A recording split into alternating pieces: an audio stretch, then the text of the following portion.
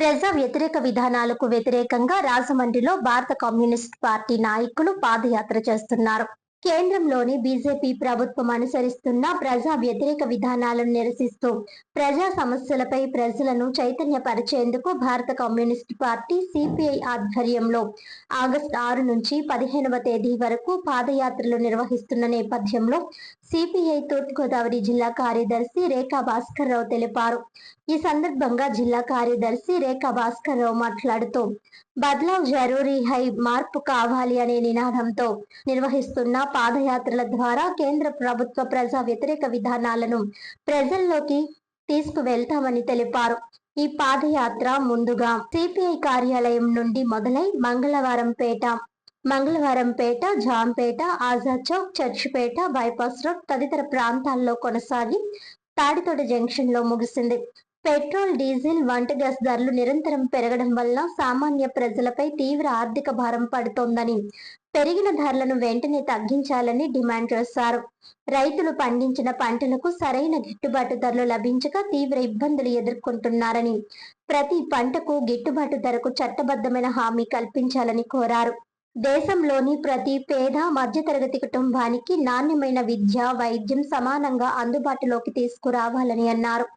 ప్రభుత్వ విద్య, వైద్య రంగాలను బలోపేతం చేయాలని డిమాండ్ చేశారు.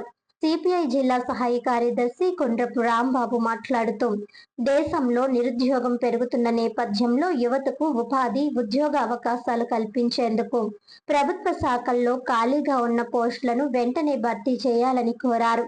సెప్టెంబర్ 1 ఢిల్లీలోని రామ్లీలా మైదానంలో జరిగే ర్యాలీని జయప్రదం చేయాలని కోరారు.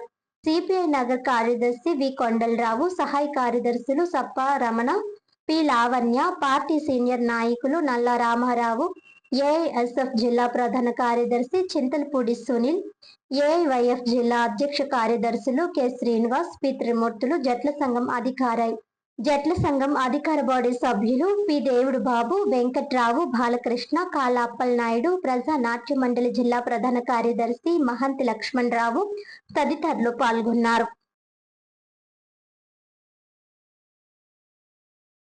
దేశవ్యాప్త నిరసనలకి పిలిపించింది.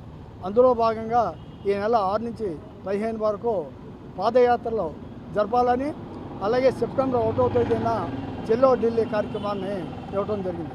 నరేంద్ర మోడీ అధికారంలోకి వచ్చిన ఈ 12 సంవత్సరాల్లో వ్యవస్థలన్నీ కూడా కుప్పకూలిపోయాయి. విద్యార్థులకి సరైన అవకాశాలు లేవు. ఇక్కడ డిగ్రీ చేసి నిరుద్యోగంగా ఉన్న ఉద్యోగులు ఎవరికి కూడా ఉద్యోగాలు లేవు. దేశవ్యాప్తంగా అలా కేంద్ర ప్రభుత్వ ఆధీనంలో లక్షలాది ఉద్యోగాలు ఖాళీలు ఉన్నాయి, అవి భర్తీ చేయట్లేదు. ఓ పక్కన చూస్తే ధరలు విపరీతంగా పెరిగిపోయాయి. అదే మధ్యతరగతి సామాన్యుడు కూడా ధరలు అందుబాటులో లేవు. పెట్రోలు, డీజిల్ మీద జిఎస్టీ తగ్గించలేదు. అవి తగ్గిస్తే 35 రూపాయలకే పెట్రోల్, డీజిల్ మనకు అందుబాటులోకి వస్తుంది.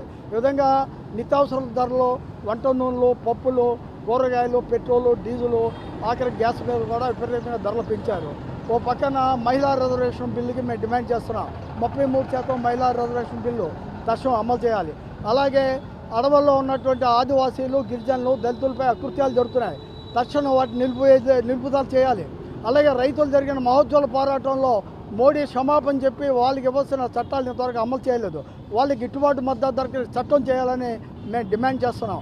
అలాగే సాగుకి తక్కువ ఖర్చులో సాగు అయ్యేలాగా వాళ్ళకి ఇన్సూరెన్స్ పెద్దగా అన్ని కూడా చట్టాలు చేయాలని చెప్పేసి మా ప్రధానమైన డిమాండ్. అలాగే మెడికల్ మాఫియా, దేశంలో మెడికల్ మాఫియా, విద్యా మాఫియాను అరికట్టాలని ఓ డిమాండ్. అలాగే ఎన్నికలు పారదర్శకంగా జరగట్లేదు. ఎందుకంటే బ్యాలెట్ పేపర్ ద్వారా లక్షలాది ఓటర్లు తొలగించడం ద్వారా మోడీ అధికారాన్ని సుస్థిరం చేసుకున్నాడు. దానికి వ్యతిరేకంగా గతంలో ఉన్న విధంగా బ్యాలెట్ పేపర్ ద్వారా దాన్ని పునరుద్ధరించి ఎన్నికలు జరపాలని మేము డిమాండ్ చేస్తున్నాం.